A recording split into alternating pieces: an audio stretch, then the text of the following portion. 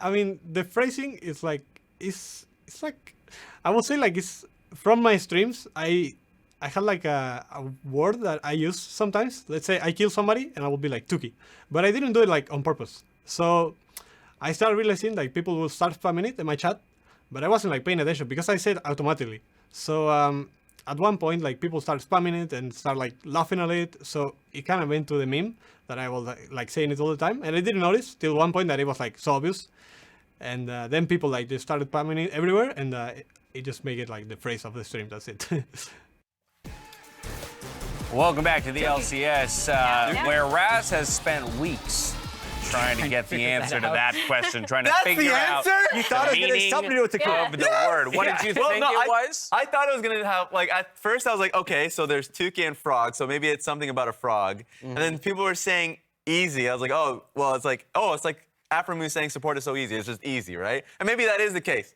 But that was the explanation I was not expecting. Little did you know, all you had to do was ask the question. Thank God we did that. The answer. Yeah, I'm glad we did. Fun is trying to wildly speculate. Yeah. Watching him furiously Google over there during games. Like, what is this about? Anyway, Evil Geniuses FlyQuest. This is a game that was scheduled to be played yesterday, but in some kind of unprecedented events with some server lag that the players were experiencing. League officials working alongside of our incredible tech team did some investigating last night on the issue and were able to find a faulty network switch that got replaced. And of course, they expect all the games to play out as planned today. But that just means we get this bonus game here, Hell yeah. number 4 of the day. Yeah. So I'm told. Incredibly important for EG. Yeah. Today. Today is They very lose both important. their 2 and 6, which is a disaster. Ooh, So- there you go.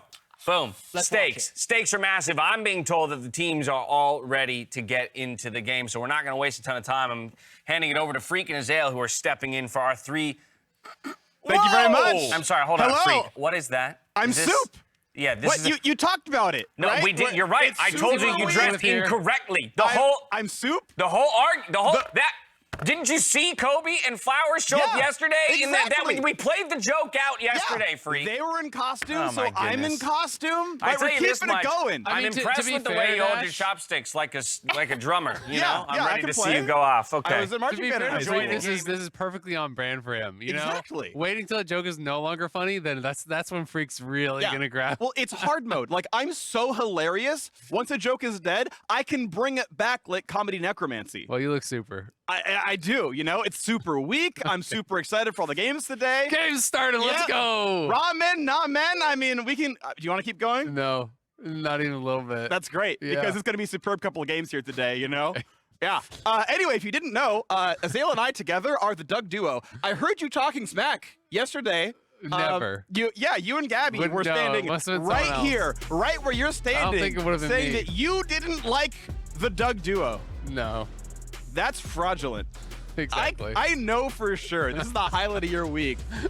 Being part of the Doug duo, standing next to me wearing That's a suit true. costume. Polish my noggin to come in, make You're sure welcome. I'm looking exactly. Put the Yep. blood cap back on. Yep. Yeah, we went over this a couple weeks ago. I'm glad you're We- back on board. We did. We did. I am Yeah. on board. AG and FlyQuest, they're on board too here, replaying yesterday's game. So it's going to be back-to-back games here for FlyQuest, I believe. They're playing next again. Yeah. EG as well, like Jet said. I mean, they're having a rough start to this split. 2-4, not what people are expecting coming out of lock-in. So they have got to try to turn it around. It's a very important game for them, but at the same time, FlyQuest can move up in the standings here. You know, they want to keep pace or even stay half a game ahead. I guess it would be over TL since they have played 1 less game, well, 2 less games currently. Yeah. See what they can do out of this one as Aphelios locked in. Gwen, Tahm Kench, certainly FlyQuest have put a lot of eggs in the Kumo basket, and I think he's actually been really, really outstanding so far this split. I think he's really come into his own as an LCS caliber player. Not a rookie, we've seen him before, but it was always like pretty middling. I was like, yeah, I mean, he's there, but he's kind of like the 10th best top laner in the LCS. But I actually feel like Kumo has been a really big bright point for the squad. Well, I think one of the biggest things for FlyQuest, and they've talked about it, a lot of people have talked about it, is just they seem to be better than the sum of their parts, right? I think it's less about, you know, exceptional individuals just smashing lane. Like when you watch TL, it's very easy to understand why they're winning. It's like, well, they win all their lanes, and then they're also good at the other stuff too. So turns out you win a lot of League of Legends, whereas FlyQuest just seems very, very cohesive. I think toucouille has had incredible individual performances if you were to really point to one person. He has been great, won Player of the Week last week, a really big pickup for Fly, but they've just been very cohesive. They're often on the same page. The shot calling seems good. Their decision making seems really good, and that is just giving a lot of teams problems because if you're waiting around for FlyQuest to make mistakes and trying to capitalize on those, they're not going to make those mistakes. They're going to be proactive, find the fights that they need to win the game. Yeah, if anything, they're the ones coming back. I know we were casting on week 2, and they were undefeated with their biggest gold lead being 704 gold across the entire season so far. Like, they are the ones coming back, making stuff happen. You can see, right, even the fans have come to realize that EG had all the hype. They had that 9-0 run during lock-in. They only lost to TL in the finals, and then, well, here we go. Fates have swapped entirely, and it's feeling pretty good. Johnsun on the bot lane, gonna have that Jhin. We are in the second phase of bans. Is inspired, honestly, expecting a bit more out of him overall, and on the Lee Sin, we'll hope he can make it happen. Yeah, I think he was really good in lock-in, but hasn't been as dominant. Definitely not as dominant as they were expecting in the regular season. That's really true of most of EG. I think Jojo as well has still been having some good laning, but has struggled, I think, with his teamfight positioning, has been getting caught out more than you would like, especially when you're going to play something like Corki, where you're investing all this time into the scaling, get to that stage. If you miss position one time, you get hooked. That can cost your team so much. It is interesting to see Vulcan back on the Rakan here. Definitely not one of the stronger laning champions, but a lot of people do like kind of just the ability to have, multi-man CC, AoE CC against champions like Tahm Kench. If you can catch the Tahm Kench and the Jhin in your ultimate charm, things like that can make it very difficult for Aphro to find those really high-quality devourers that he's going to be looking for.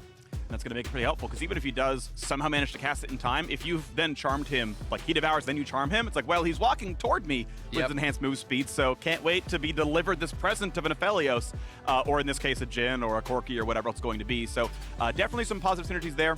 Tahm Kench tends to be is an okay laner, but doesn't quite have the same kind of damage forcing. Rakan can kind of always on reflex get away from the knockback, or at the very least go give his teammate 2 shields and a heal. So yeah, you tend to survive any of the aggressive plays, and your offensive one's actually not bad as well. Yeah, exactly. I generally think with Tahm Kench, if people are taking fights against you, that's where you really excel. If he is in an early game scrap, it's very difficult to fight past Tahm Kench, for example. If you want to go for that Jhin and Tahm Kench gets on your AD, Tahm Kench will win that fight most of the time in the early stages. So that's something they're going to have to look out for.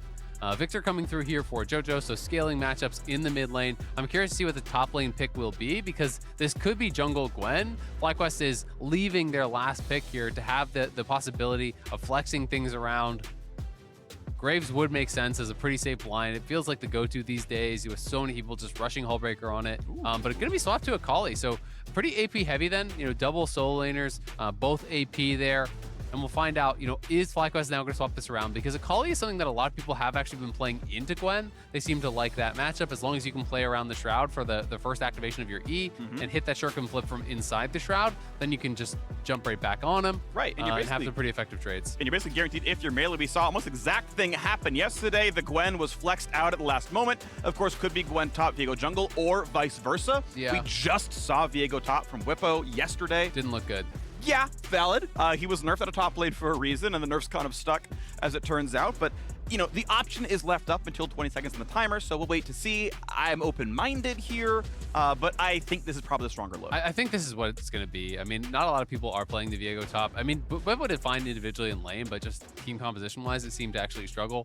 I generally think that you want to have the Gwen in the side lane more than you want the Viego in a side lane anyway, and that usually suits your top laner who's going to be getting more gold, more experience. So I think this makes sense, and it is going to be the choice. Jose also pretty well known for his Viego. Everyone talks about closer, but Jose had a very good Viego last year as well. It is going to be his first play, though, of this split. Be interesting to see how he does. A lot of scaling in the mid lane. Top lane could be pretty spicy. And I think that's where we're going to have to look for a lot of this matchup, because bot lane feels more like farm lane, mid lane feels more like a farm lane. So unless these junglers get super aggressive, I think we are kind of looking towards top. That's one thing that we've noticed, actually. I know we had Revenge talking earlier about, I think yesterday, about how, top lane sometimes it's not really a top-focused metagame right now, so you can't always kind of set up for stuff. But at the same time, because top doesn't have to go to bot lane all the time and TP out and sacrifice their lane, because it's not a requirement of them, because so much focus is about the bottom lanes, the top laners are left alone a lot more. Like, I think we've seen way more interesting, you know, fight you one-on-one skill matchups, right? Both top laners not taking flash, for example. We've seen way more scrapping and more interesting top lane picks this season than any other. You could say it's not about top lane as much, and yet top laners are all taking these volatile fighters. Yeah, I agree. And I do think the fact that neither of these guys have flash, as you pointed out, can draw the junglers up there, which kind of reinforces the point that it may be very much so about that top lane. Pretty standard runes, it feels like, across the board here. It is going to be Airy, which feels like the kind of the meta has evolved to that for almost all Viktor players. You know, it is a very strong laning rune. And on the other side, we have First Strike for Corki, which is pretty much always the go-to. It is also Scorch and Time Warp Tonic plus Biscuits for JoJo. So he is like full on for lane. You know, this is one of the things that people criticize a lot of players for going for the early game runes. So we'll have to see if he can actually get a CS advantage, if he can create some sort of a lead. Because if you are just going to be farming it out, if you're not going to be playing and trading more aggressively, then yeah, of course, Gathering Storm and things like this can be a lot more valuable in later stages. Nice little play by Impact. Of course, we occasionally see that early Trinket Ward actually pay dividends. And yeah, gets to land a Shuriken Flip and get about 150 damage done with an auto attack. So good early start. We'll see if it matters much for Impact overall. It is Doran's Ring potions for both. So, you know, relatively low sustain on both sides. Obviously, Impact gets some health off of that every time he deals damage, and he has mana to restore. In the bot lane, it's the standard boot start for Jhin. Jose, yep, there's a smite into the double Q. Getting that as much done as possible. In general, by the way, you do want to smite your blue up. There we go. Learning E at 1, it looked like, so smite E to kill the camp off. In general, when jungling, unless your leash was really, really strong, you want to smite your first camp, because it's going to do 450 no matter when you smite. So smite it when you have no other DPS on your kit, right? Level 1 Lee Sin, level 1 Viego don't have a lot of damage normally. So get level 2, get more DPS, smite the first camp. Yep, definitely faster, especially if you are leashless. It's almost always the correct option there. Jose just clearing. It looks like he's going to be setting up for just a 6-game clear towards top. We'll see if Inspired wants to deviate at all from that. We're seeing a lot more of just like Raptors Red towards Scuttle for Lee Sins, but Inspired is a very farm-heavy player, and so far so good for JoJo in that mid lane. You know, making use of some of this damage that he has been able to land. You know, we're seeing a lot of poke over there on toucouille, but toucouille is playing D-Shield and Biscuits as well, so he's going to have plenty of sustain in his kit. You can see all the damage is blocked pretty reliably. Guardian, very, very strong rune. Optimal in a lot of these relatively defensive champions. If you can kind of reliably put a shield on your homie, it's going to be a lot of survivability. You kind of can't kill the opposing AD carry. Got a pause going on real quick. Seen one of these before. Let's hope it's not anything too drastic, but we were seeing some, you know, pretty good initial harass out of Impact, but then he's, you know, we'll have to see what's going on in this one. Oh, the players are already saying ready in chat, so okay. I'm not sure if this was like an accidental pause or someone accidentally unplugged something and then replugged right back in, or what exactly happened. But I'm assuming we're going to be getting back into it here pretty quick, because players from both teams did call ready in chat. All right.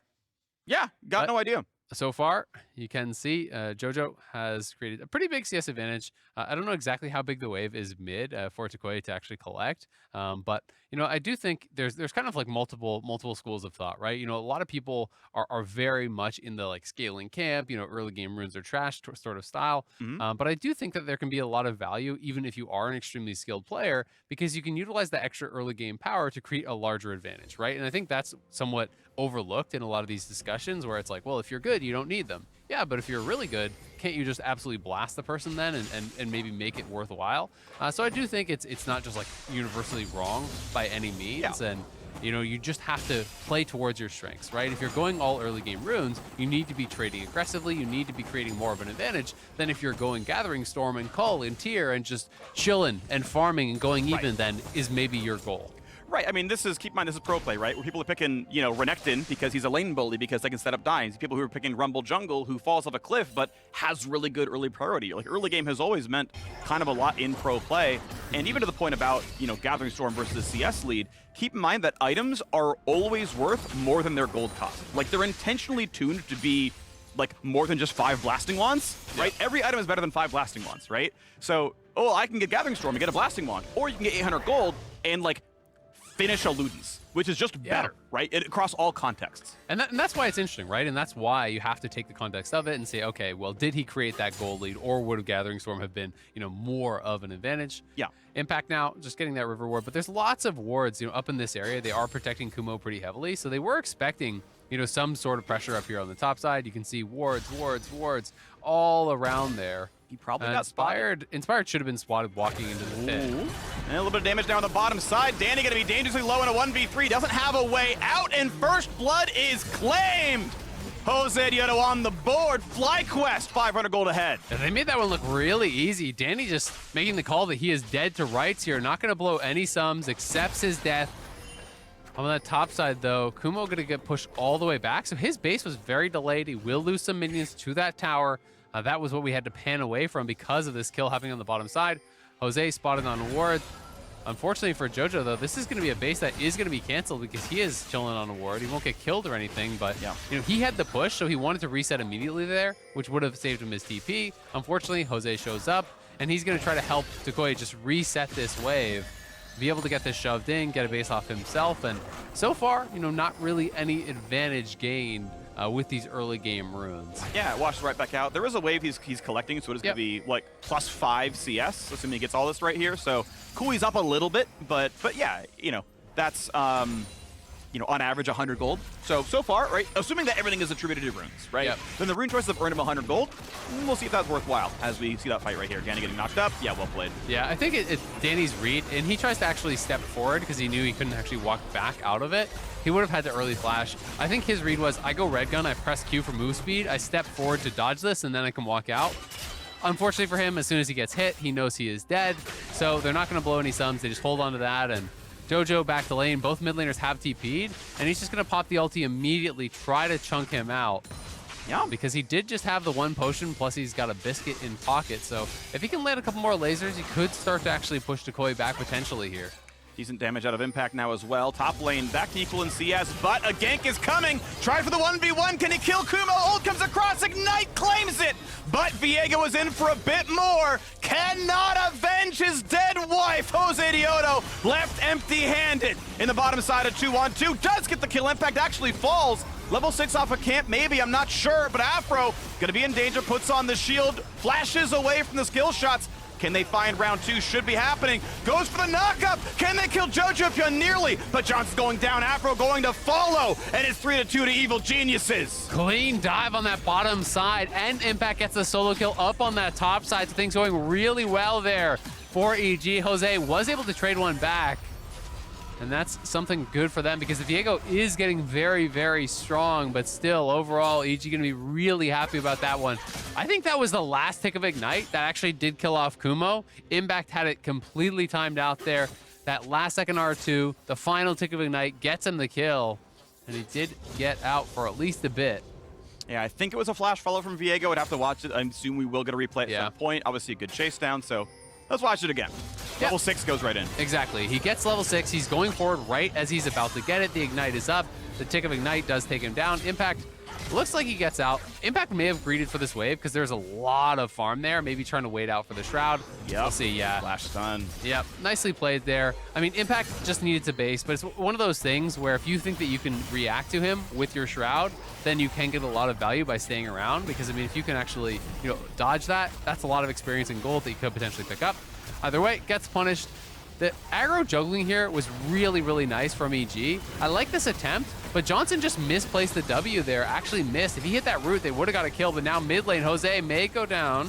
One hit, not quite down on a single Ruby Crystal. No boots even, but yeah, they couldn't get the last bit of damage on him, so staying alive here. Still a close game, 500 gold apart. Inspired is in, wants the big play. Ward hop into a kick, into a waiting stun and a knockup. Everything answered perfectly. Inspired finds his second kill. Really nice kick there. And right into the waiting arms of Vulcan and Jojo. Lots of CC to ensure toucouille was going to be going down there. The wraparound play is really nice, and because Jose now is missing his mid laner, they're just going to invade into topside. They're going to take away the camps. They get the red buff here. They can grab Krugs very likely as well if they want, and even forcing Kumo back to base because he knows there was a potential that he could get dove. So creating advantages there. This is really how Inspired, I think, kind of made his name in the LEC, playing aggressively, taking camps away from the other players, and creating farm advantages through doing that. Oh, and Danny's like, there's a Viego somewhere near me. I'm going to walk away from this one. Blast plants out. Obviously, the ward wouldn't cover through camouflage, so just get some of his bot wave. A little damage from Johnsun. Gonna go for the big ult flash into the damage output. Wow! Danny solo kills Johnsun. Get off my damn turret! That's a man who knows his champion, knows the limits there. Johnsun thought he was completely safe pushing up, but Danny knows he has his summoners because he saved them on his death to look for a play later. That was the play. Vulcan should be able to W over the wall. Yep. Should be okay here, but just so nicely done there by Danny. You know, he makes it look easy, but that is just complete understanding of your limits, knowing exactly how much damage you can put out in that situation, having the flash timer on Johnsun, and getting the big punish. Impact still feeling really good about this one, forcing Kumo to dash defensively. You get the cooldown back when you land an auto attack, so it's going to be a long cooldown on that dash for Kumo for now. And that's just Impact playing it really nicely. Gets another pretty good trade. E comes in as well. Almost goes for the whole kill. Saving onto the ultimate, saving onto Ignite. And Kumo knows he would die next time that happens. Exactly. Kumo's basically just going to have to go back to base because now you actually don't have your Shroud. You know he has ult and Ignite, so that would mean you would get dove there pretty easily. So Impact going to push him back, and let's watch this one more time. I mean, they're same level. They were very similar items here, but Danny just stacking up the chakrams, R flash right on top, closes the gap. Yes, the root comes through, but perfectly orb walking forward there. Yep. Very, very nice stuff. Closing the gap and just making sure he's straight on top of maximum DPS with those chakrams. Just really, really well played by Danny. Aggressive stuff, and that's kind of what we've come to know from him. Like, he is one of the guys that sees these angles and sees these opportunities on these plays that are just so aggressive. Look at the distance he's playing back, by the way. Gale Force done. The man's barely... We have to zoom out to show Johnsun in this one. I'm sorry, Danny, please. Like, this is the Jhin ultimate view, by the way. Like, this is what you get when you press Jhin R. That's the range he's playing at. He's an ult bot. That's where you have to play. Gotta play safe. Standing back now. He's showing some respect in this case. He knows he's still down his flash, so he would be vulnerable. And yeah, Danny doesn't have his flash, but oh my god, he's skill forcing in. 3 almost finds the kill, has reinforcements, and he's gonna almost find the knockup for a bit more. Walks in 1v3. Burns a summoner heal. Okay, that hurts a bit, but that man runs this lane. I mean, he almost killed aphromoo there. That would have been a disaster if he got another solo kill there. They're going to drop the Herald, though. Package TP is coming through, but it's back to mid lane, so they won't be trying to defend this bot lane turret with the Corki TP. He's just going to be picking up that farm. Not quite enough damage to knock this down now, but battle in mid lane. Nice job, gets over the stun. Cannot find the rest of the kill, though. Obviously, with the Hex Drinker, he's pretty tanky. And nice job to get away from the stun, but still, Package does not mean the kill. jojopyun walks away with his summoner still up. And toucouille, he's going to do you one better. He's got a full maw, so he just straight up rushed the maw there. You know, Hex Drinker, we have been seeing a lot of people doing that, especially if they're going, you know, for cold tier and really greedy builds. They make that pit stop. But he just went for the straight up maw, and maw is really strong. Ever since they added in, you know, the Omni Vamp on the lifeline trigger, I think that is really, really nice. The scaling on the magic damage shield is really nice. And it's Akali plus Viktor. So I think it actually makes quite a bit of sense in this game. I think it is defensible. Yeah, his kind of 2-item spike that you're looking for with Luden's Vermana is pushed quite a bit back, but he's going to be very, very safe. Yep. No matter which solo laner is matching. But it's kind of nice because, you know, this was the sort of build where before the buffs, you kind of just had to go shield bow in these games where otherwise I get one shot by Akali, so I've got to go for the auto attack build because it gives me a tanky mythic. Yeah. And I was like, well, actually, I can just do caster build plus a maw, and we're good, right? So, you know, it does really line up pretty well. Obviously, that item is quite nice on any marksman. It suits, you know, all these kind of ranged auto attacker builds really well, even ranged casters as well. Like a Jace could be happy doing this on top of that one. Top turret down pretty low, cannot go for the turret plate just yet. Impact still trying for poke, but level 10 to level 9, 2/3 in the health bar on Kumo. And when you have two champions that are just going the exact same build, getting a gold lead is a really big deal, right? You know, they're both working toward that mythic. Impact is going to have it much sooner. Kumo actually has had some pretty unideal bases. So last time he went back to base, he couldn't afford the blasting wand, so he just grabbed the null magic mantle and was like, okay, well, I'll try to survive. So he is getting bullied here pretty hard, and they're having to support him. Gonna be rooted. Ease in, wants the kill, but he's stuck out of range of the ultimate. Can't get much more done. Staying invisible. There's the reinforcements and finds the first kill. They find a second. Impact says top die, bot die. Everyone get out of my lane. 3 for nothing. Evil Genius is winning top. They win in bot. They're winning this game. EG are looking like they're back to lock in form here. FlyQuest up at the top of the table for now, but EG are crushing him. 14 minutes in, 5K gold lead, 8-2. Impact playing that out very, very well. Inspired and him have been having a great game. Everything has been going their way, and it's just going to get harder and harder here for Kumo, who's even further behind now in this 1v1. And FlyQuest are trying to bail him out of these situations, but EG just reinforce and punish. Decent damage, kicks him into the Rakan. Thankfully, aphromoo is here for some defense. Can they chase it down? Not quite. Forcing a flash, Impact is around, but out of major cooldown, so gonna walk right back out. Josedeodo lives. Of course, flash is down. But still a good fight from EG. 5,000 gold lead holds. Yeah, you end up trading that TP out for a flash off Jose, so not bad whatsoever, especially because Dragon is up. So Inspired, could try to grab that if he wants. Still has been that first Cloud Dragon the whole time, but EG has not really been interested, and FlyQuest has been unable. It is interesting to actually see that EG has just not decided to go for this, and I think at some point they will start adding that in as an additional win condition here. You can see Inspired just queued into the pit, so they are going to finally start stacking these up, but 15 minutes first Dragon means Soul is a long, long way off. No, if you get it as soon as possible, you're looking at, just over 30 minutes, 30 and change if you're doing it on cooldown every single time, 50 minutes from right now if you were to insta-give it. Yeah.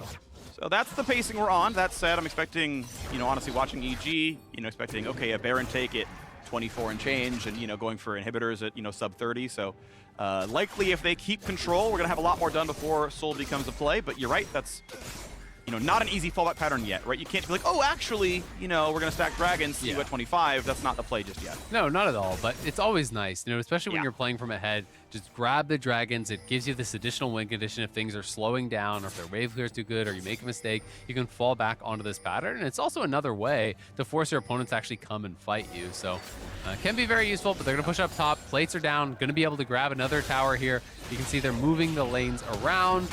Danny is farming up mid, going to be pushing that in, while Jojo will take the solo turret gold on that top side.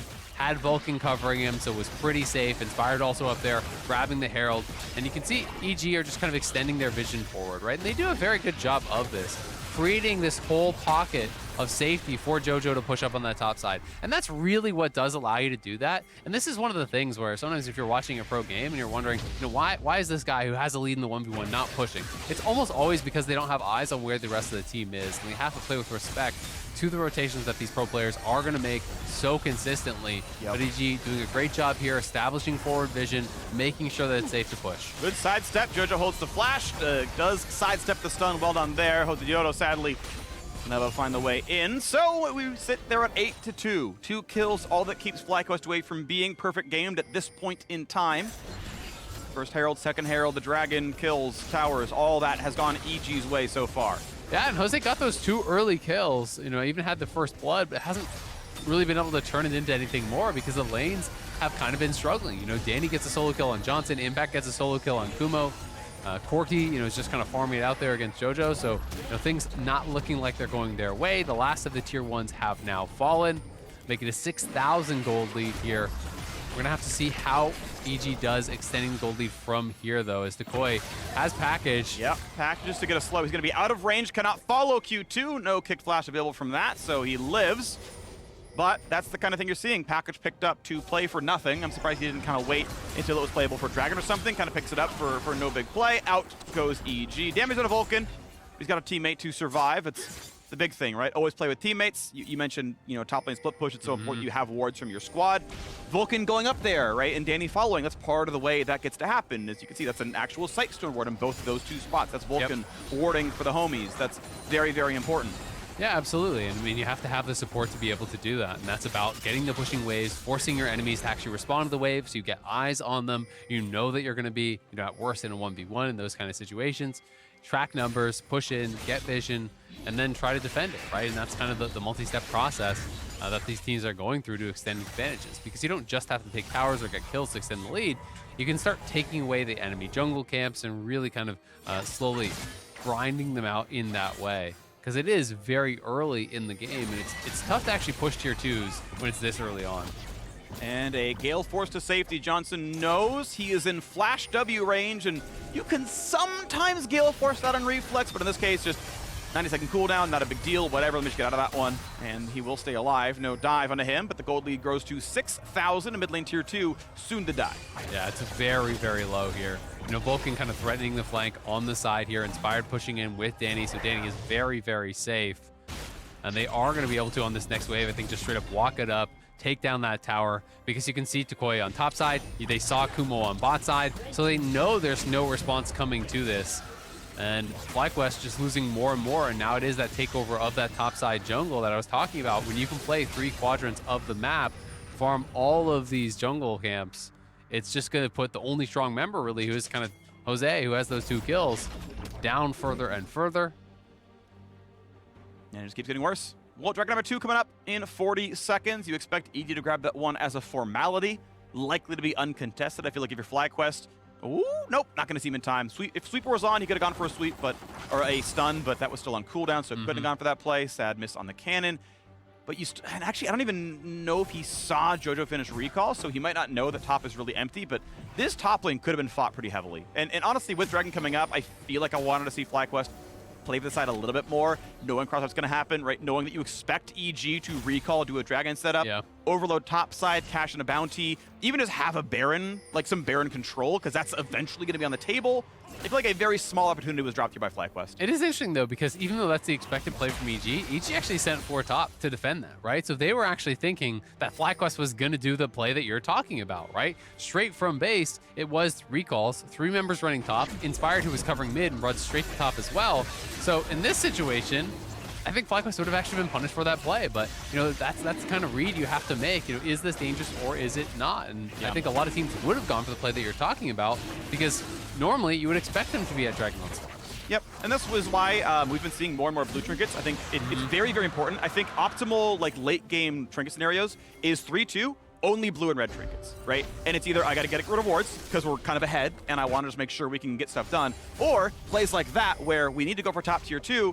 Who's coming? Blue trinket, blue buff, blue trinket the lane. Oh, just Viktor? All right, right? But like, you know, knowing who's coming and when, because that's the only way you get deep vision. If you're behind, you've got to cross map them. So am I getting ambushed? Blue trinket, cool, right? And I think that's how you play that mid game macro and how you play for bounties from behind, because you're behind, right? You're not allowed to get the deep wards. You can't track all the movements. Yeah. So find a way around that, and blue trinket's the way. Yeah, blue trinket definitely does have value. You know, it can be tricky too because you don't have as many long-lasting wards then, and it's kind of all on your support. You know, you can do pinks as well, but once this item slot starts to fill up, it gets tough. But I agree. I mean, it's one of the sacrifices you have to make. As Inspired will be pushed back here. Kumo just trying to collect as many waves as he can on bot side, trying to get some of these waves moving in the right direction. But you can see him, you know, on the minimap. Kumo's just hugging the wall. He doesn't know where people are. He doesn't know if he's actually safe. And just now, as they're seeing more players, is he able to actually walk up, try to push this in, try to force a response, and Impact will be heading down to actually collect this up. They're on wards, though. Is this going to be a possibility? Aphromoo sadly on a ward himself. Control wards, goes for the jump. Nope, sorry, Vulcan. He saw the control come down, says, I'm in danger, takes that quick mental note, and gets off the bus. He's going to be just fine. Now, Kumo versus Impact in the bottom side. I believe the first of the ulti did not land, but now got to try for round 2 after an auto attack, but he just wants to run away. Jumps over the wall, sidesteps the shuriken, but now Inspired's in for a bit more. Finally realizes where Kumo was gone. Can they find the way across the into the wall? Is going to make everything land. There should not be an easy way out. Kumo tries to heal, and he will go down. Kill number 9 on the board for Evil Geniuses. Nicely done. No ability to actually make that play on the other side either. FlyQuest can't start up the Baron. They're way too far behind. So they get the kill. Impact even holds on to the Akali ult. If there was a cross-map play, yes, Inspired spent his ultimate, but Impact would be ready to go with the TP and Ignite. He would be the one that could make that cross-map response. So, you know, I think correct CD usage in that case. Spend the junglers who wouldn't be able to TP. And EG just slowly but surely moving the game forward here, choking FlyQuest out. They are putting the pressure on FlyQuest to make a response here. And FlyQuest so far have not been able to get anything going, have not been able to do anything except just maintain this one quadrant of the map in vision, right? You know, it's been this constant play for this section right here. And they're spending all their wards, all their resources to cover this side of the map because that is all they can maintain. They know if we lose Baron, we lose the game. So that's their focus up here, but it means Kumo's never going to have meaningful pressure or safety on the bottom side. He just doesn't have the vision coverage to actually do it. You know, they don't have any ability to challenge at Dragons either because they have no wards over there. So it's really just kind of just trying to minimize loss here for FlyQuest, but they need to find some sort of a proactive play or EG are absolutely going to run away with it because the gold lead has steadily increased the whole time. And the problem is the tools for starting to be proactive are pretty dull, to be honest, right? Yeah. Like Tahm Kench W is like 1100 range, like, and it's dodgeable because it's pretty well telegraphed. Like, you've got Corki and Jhin poke, but poke only matters when you're ahead. Otherwise, the Bloodthirster Aphelios says, that's cute, and autos a Krug camp twice, right? Like, Impact's winning his side against Kumo. I realized that was supposed to be a little bit volatile, but you blinded Gwen, Akali was the counter, and you're like, yes, indeed, we're going to keep Gwen top lane. We'll play into the counter matchup, and oh, Inspire's the stronger early game jungle? Oh, I guess we're losing the lane then, right? Yeah. And so everything is just kind of going poorly. No lane is from ahead. Even Corki's probably supposed to win his lane against Viktor. Well, Jojo won the lane. Some of that's rune, some of that's player skill probably. So there is no avenue to play through. Sadly, the 2-0 Aphelios, or the 2-0 Viego, doesn't have anywhere to go to. And it's just bleeding out because they can't start fights, they can't split push, they can't team fight. And this is one of those cases where I think then you have to just accept you can't do everything and try to do one thing really, really well, right? And that's where I'd almost rather them, you know, move down towards bot side and just try to, you know, shadow Kumo, have someone behind him, see if you can pick a fight, find a 2v1, get a kill. Is that risky? Yes, of course, because there's the counterplay of the Baron on the other side of the map. But they are doing nothing well right now because they're kind of outmatched at every turn, as you were really pointing out. So I think that's where you have to accept. We do not have the tools to do everything well. We will over-index in one area. We will try to find a pick. We will try to find some sort of advantage, and hope that that buys you time to shore up weaknesses elsewhere. Because, you know, if you keep going and you try to just evenly match numbers everywhere, well, every part of EG is stronger than the parts that you have, so you just can't really do that. Yeah, and unfortunately, even looking at itemization now as well, they're also like picking these like, wait, if we survive till 35 minutes, it's gonna be okay. Like Zhonya's Hourglass is, you know, generally a pretty weak second item. Like, what does 1.5 offensive items Gwen do? She doesn't kill anyone. I can immune for 2 seconds and then die when I come out. Like, what are you accomplishing out of that item? Similar like the LDR on Jhin, you aren't actually against any hard tanks. You're like, well, but once we get to 3 items, and they do have an item, right? Lee Sin went Force of Nature, right? He's like, well, but once they buy armor, I'll append that, don't worry. But it's like, cool, we're really power troughed here. We're already behind. We're even farther behind. We can't team fight for Baron or anything because all of our items suck right now, and they're not even spiking on 2, so this is FlyQuest really hoping the game goes super late. Yeah, and that seems to be their call, right? Is we're scaling, right? You know, and that's going to be their call, whether or not it works out. You know, I tend to think it rarely does in these cases because EG has done a pretty good job pushing the game forward. But they have won games like this, like when they're playing the Smite top type games, where they're massively behind, and they just say, nope, we're just going to wait. We're going to build, you know, these late game builds. We're going to find that one team fight that changes the game, and we'll see if they can actually do it. But you know, I tend to agree with you. When you are behind, you don't get the luxury of building defensive. You need to go for glass cannon builds and hope that you can get a kill. And right now they're going to see it's a retreat. It is a 3-on-3 on this side of the map. They find a little bit of damage, but it doesn't matter. Inspire can face check whatever he wants. It's going to force toucouille to run away. And now we look at the attempt at Baron. Dragon 3 was claimed. We are on pace for a 31-minute Dragon Soul if possible. And here we go. Baron being attacked. Yes, it's on vision, but is it going to matter?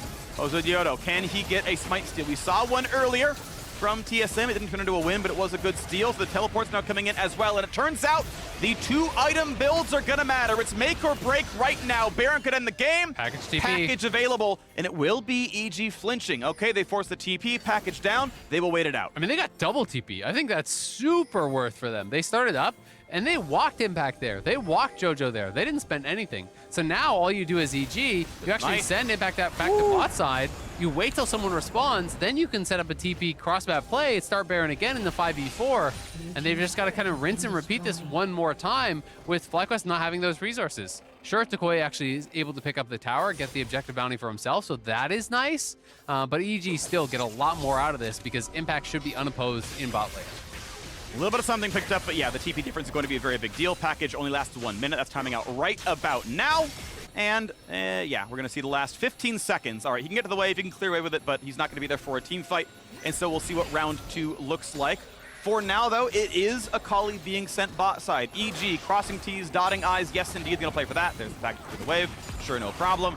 But now, okay, the question is, in the long form, do you lose bot inhib turret, or do you lose a 5v4 at Baron? Because at a certain point, that's going to be the required answer here, as long as EG actually pressure through bot with impact. Yeah, and I think they definitely will. You know, EG, because they have been stacking these dragons, also have the option if they're not comfortable to actually start up the Baron, they can go for that soul here, you know, in just 2.5 minutes. But I do think we're going to see Impact start to push here, start to pressure. You know, he's not going to be able to take the tower in Gwen's face. So I do tend to think it's more about setting up the cross-map play and threatening that TP turn. Do they have any deep wards for him to TP on? I don't see any actually on the minimap. So they have denied a lot of that vision throughout their own jungle, which makes it more difficult for Impact to find a good angle on the TP. But still, there's always the threat of being able to start that up. toucouille is going to make this a little bit more difficult as he has his 3 items now. He has that Ludens, and he is 16. Shirelia's pop, look for the play. Flash forced early off of aphromoo. He was going to die otherwise. A flash forward for Danny, finds a bit. Not going to get the kill just yet, still wants to go upwards, gets away. Rocket's not going to land. That means that is map control in the bottom side. Yes, they have already walked Impact over, and now back to the bot lane again. So once again, bottom inhibitor turret versus the Baron play. Danny knocks out some of the vision. He could blast plant, doesn't take it. They will go for the red buff steal. They're going to go ahead and take the rest of the gold. They're playing it slowly. They're taking Vulcan's recall. And looks like they were happy with just that. They got a flash or 2. They got a red buff. They got a partial jungle quadrant. And maybe now it's just a retreat and a play for Dragon Soul. Yeah, I think it is the play for Soul now. You see Vulcan goes back to base, grabs a couple pink wards. They have 4 in inventory currently. Impact just continuously taking away these jungle camps now too. Just bleeding out FlyQuest slowly but surely. They're going to be able to grab the scuttle. Jose's trying to set up vision on the other side, maybe look for some sort of a pick. I think this is worth a try. You know, even if it is a bit of a risky play, look for that, see if you can get someone down. All right, Jose and Vulcan get a quick scrap, but again, Jose doesn't want to stay with this fight because he's going to be in a 1v3 shortly. Has reinforcements. Here comes the teleport flank. This is the play they wanted. Gwen has to recall and walk. Can they make one happen? Blast plant over the wall. They saved that from before, and now it is time for the team fight. 4v3, a kick around towards Impact. Good damage, but they're not going to find that kill just yet. Opening up his Jhin, but Jojo's already got 1. He's got 2, and that is going to be FlyQuest pushed right out of their side of the map. Nicely done by EG. They had the patience to find the play there. TP advantage was still there for only about 30 or 40 more seconds, but they had the deep ward. They catch FlyQuest over, pushing on that top side. They punish with the TP flank, and now they're on the Baron here. It's up to Jose, who does have flash, who does have ulti. Impact's trying to zone, but I mean, this is not a threatening Akali here with very low health and no ultimate, and Kumo's in the pit now. He's trying to force their hand here. Has to jump right back out, though. Able to get his E back. Impact is 1 hit from dead. He misses the W. Johnsun nearly finds the solo kill. Josedeodo inside the pit. Camouflage, but they are in range of him. This man will die. And that means Baron's going to be a formality. Dragons next up on the board. A nice attempt by Johnsun, but only 1 tower on the board. 12-2. Evil geniuses are crushing. Almost 10K ahead now. They're going to grab the soul as well. FlyQuest tried to force the Baron there over the side. EG was delaying. So they tried to send someone in, which I think is kind of clever in this situation because EG were just going to hold the Baron at low health. So they send Kumo in the pit. They try to get it low enough, but he's forced out. Jose goes in, but he can't finish it off. Now looking for Danny, but we'll see if they can actually catch him. It's double TP committed.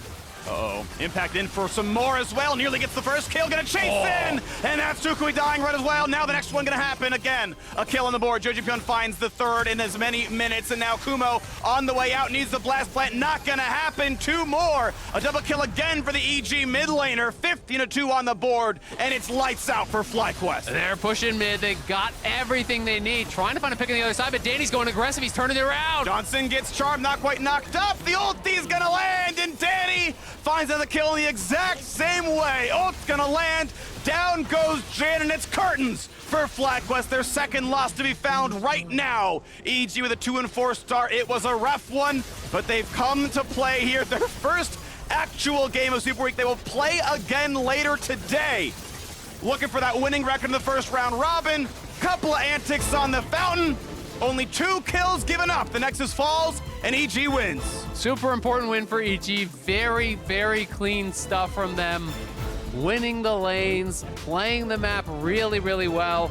Great individual performances from multiple people here. Impact and Danny both finding solo kills. Inspired having a nice aggressive game. It was very measured, very controlled, stacking dragons, setting up with the TP plays around the Baron to really seal the deal. You know, it wasn't super fast, but they didn't need to be. It was measured, it was controlled. It never really felt like their lead was in danger, and they're farming away enemy jungle camp, so they didn't need to really flip Baron or do anything crazy. It's a really strong showing from EG and such an important win after what was a rough start. You know, if they can win, you know, the rest of their week or even just win the 2 games today, they are back to actually 50-50 here. They're going to be feeling good about their chances to climb back towards the top of the standings where it looked like they would be after lock-in. We'll see how far that road goes. If they keep playing to this level above their opponents, keep in mind FlyQuest, like they should be considered a real threat, right? Yeah. This is actually a very good team. They're still at, what, 5-2? Yep. Like this is still one of the best records in the LCS. This is still a very strong team, but clearly EG more than the match. Again, they won everywhere. Impact obviously looked really incredible on the side lane. The rest of the team comp worked really well. Jojo won his lane. This is what we had seen during lock-in as well, was Jojo had like the highest goal difference of any mid laner by far. It was like really absurd. He was crushing everybody, even in lock-in finals, up against Bjergsen. He was crushing his lane every time. The team won, you know, around him. TL 3-0'd that one, but he'd always been so far ahead. We saw that again here in Viktor Corki. My understanding is supposed to be, I think it's supposed to be Viktor favored, if I recall correctly, a little bit, and then the scaling is kind of good. He definitely had control that whole time. Even after the Viego ganks came through, everyone still looked good in lanes. We had Danny's solo kill. So this is the kind of stuff that we had seen during lock-in, was EG are just better players, and then just kind of played the controlled end game. Yeah, and I think EG, you know, they came out, they had a really hot start. Clearly, they learned that they had some things to work on, but they are working on them, and they are really looking like they are improving and starting to gel again here as a team. We'll see if they can get another win later today, but before that, yeah, we got stuff going on. So that game is in the books. We're heading over to the State Farm Analyst Desk to break down that victory for Evil Geniuses.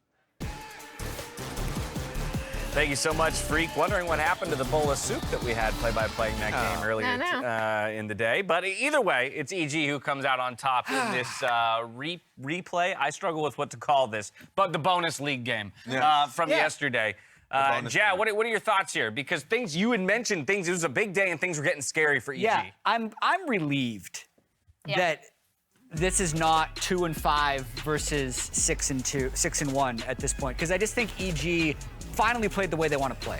Yeah, and I mean, when I talked about them yesterday, before and during the pause, I talked about set plays that they wanted to go for. This is a dive that they execute, like, honestly, in my opinion, surprisingly well in terms of juggling the aggro. And I really liked that they looked for this play and they were able to execute it in the game where they were at, because that's what I think they excelled so well at in lock-in when they were doing well. Yeah, I mean, aphromoo and Johnsun almost turned that play on to Viktor. This one was a great collapse here. Incomplete fog, so FlyQuest actually didn't see all of EG roam from Drake through mid up to top lane. It was actually really well played from them, where they decided, actually, we do not want to trade our top laner for Claude Drake. Good call. And as we bring up our player of the game from this time around being inspired in the jungle, Jad, I kind of want to come back to you around this EG victory and the fact that there does seem to be a lot of weight placed on the success of this team, if only because of the makeup of that team. Yeah, and because of how hyped they were in lock-in. When you bring so many like developing players, I know we use that term a lot, but Jojo and Danny, two of the youngest, best talents in NA, if that team comes in with like inspired Vulcan and Impact on the team and just falls on their face, that's going to really damage the amateur and academy scene going forward. So I am really rooting for this team to succeed. And, you know, they got one more today to try and pull things back together. Damn right, they get one done. They can be 500 by the end of the day. But good on EG to pick this one up. On the other side, though, a familiar face returns to the LCS stage on the side of Immortals Progressive. And we'll see if FlyQuest can find their footing after a tough loss. We'll catch you here. Can you say something like that you would say in the game? I'm solo killing him. I'm so good. How good am I? I'm solo killing him. Wow. Inspired is in. Wants the big play. Ward hop into a kick, into a waiting stun and a knock-up. Good damage from Johnsun. Gonna go for the big ult flash into the damage output. Wow! Wow! Use of the ultimate can't get much more done. Staying invisible. There's the reinforcements and finds the first kill. They find a second impact. Says top die, bot die. Everyone get out of my lane. 3 for nothing. Evil Geniuses win in top. They win in bot. They're winning this game.